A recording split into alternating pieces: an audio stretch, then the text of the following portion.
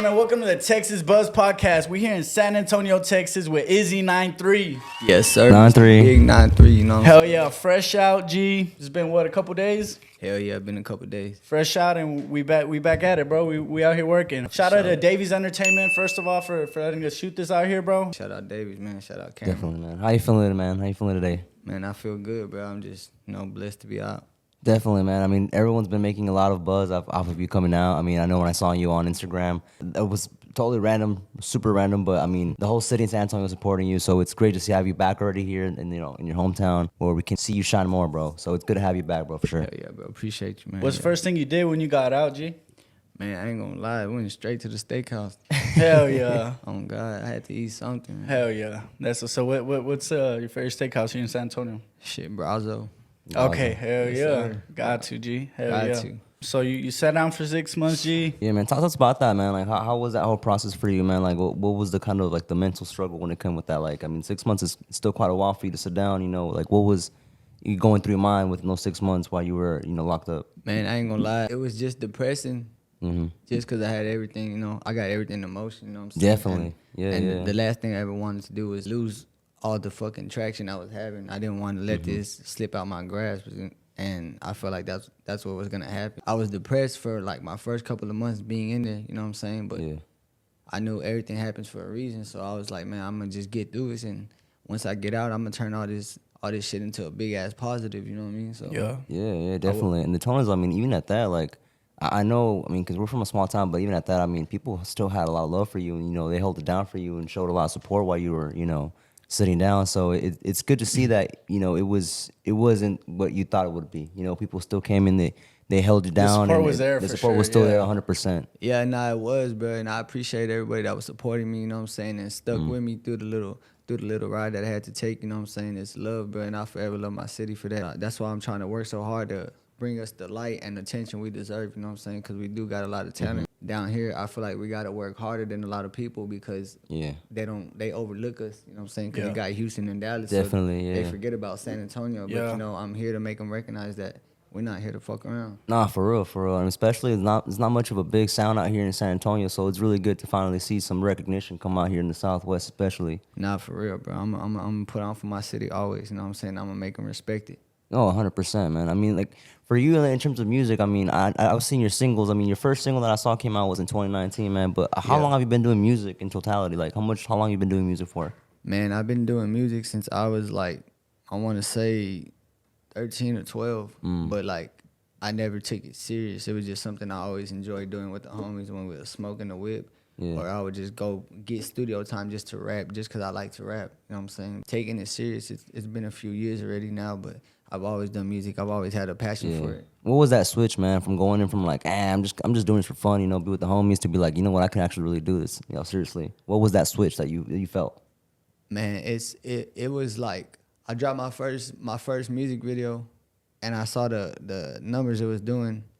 And Blue Bonnets? Yeah, I dropped Blue Bonnets. Yeah, and what a hit to start with, man. I mean, I think that's like 2.1 million views right now. Yeah, exactly. Yeah. So. Racks on the nigga all blue like bonnets. When he ran it up, I ain't even have an option. He say he won't smoke, now his ass in the coffin. When it hit him up, we ain't doing much talking. Dropped out of. So that was my first music video I dropped, man. And once I saw how good it was doing, I was just like, damn, like, maybe I could do something. Yeah, you know what I'm saying? For sure. That's what opened my eyes. And then I had a lot of people that was really rocking with me. You know what I'm saying? Cause I've been known in the streets before the music, so I had already people showing me love. So it just carried over to the music, you know what I'm saying? And it's been good ever since. Yeah, what's that feeling like, man? I mean, I'm sure when you first dropped that song and that visual, you didn't think much of it. It was more like, I'm doing this for me because I want to do it, And to see that response, like, how was that feeling for you? Was like more like a I knew it type moment, like I could do it? Yeah, I mean, I don't want to say like I knew it, but I had always people telling me like, do it, you know what I'm saying? Why you bullshitting on it? To go and really take this shit serious. But I just never thought of it like that because I was too caught up in the streets doing other shit, you know what I'm saying? I wasn't really thinking about taking it serious. It was nothing I really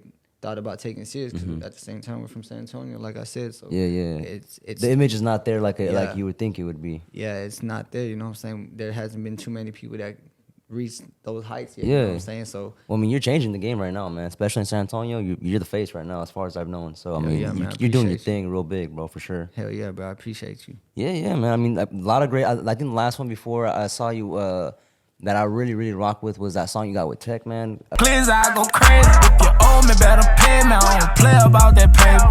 If you owe me, better pay me. I get you knocked off for a low price. Fuck niggas been hanging, I'm going up, they ain't got no life. Still the same nigga from way back when I ain't even have no ice. Been thuggin'. I mean, how did that come out to be? I mean, that's such a crazy like collab. When I saw it, I was like, yo, this is a wild ass fucking collab. But like, how did that come to be? Man, I fuck with TEC, you know what I'm saying? Like I've always listened to his music. So it was always somebody I wanted to work with. And I'm glad that I actually reached out to bro, and I'm glad I tapped in with him because he's really a genuine dude, you know what I'm saying? Yeah. He fucks with me, not just because I fucking put money in his pocket, you know what I'm saying, and pay for the feature and shit, you know what I'm saying? But he fucks with me and who I am as a person, you know what I'm saying? And I talked to him, you know what I'm saying? I called him whenever I got out, you know what I'm saying? He was happy as fuck. He was happy as fuck for me, you know what I'm saying? Yeah. And he was like, let's lock in, bro, and let's make some shit happen. So, yeah, I hit him up for a feature, man, and you know, now I fuck with bro. Hell yeah, man! It's a lot better to work with people when you find that like that organic kind of chemistry with people when you work with them, because it's kind of hard to make some bangers, you know, especially if you're not really fully like feeling that other person on there. So like for you, is that a big thing when it comes to like working with artists and producers? Like you need to be on a good vibe with them, like you got to rock with them to be able to have that collab, or like what's your method with like in terms of like working with artists and producers? I mean, it really don't matter to me, to be honest. But yeah, I'd rather have a relation with them and be able to vibe with them, you know what I'm saying, and hit the studio together or whatever the case may be, you know what I'm saying. But I could get the job done either way, you know what I'm saying? Even if I don't know the person, whoever it is trying to get a feature, whatever it is, I'm gonna make sure I do my part.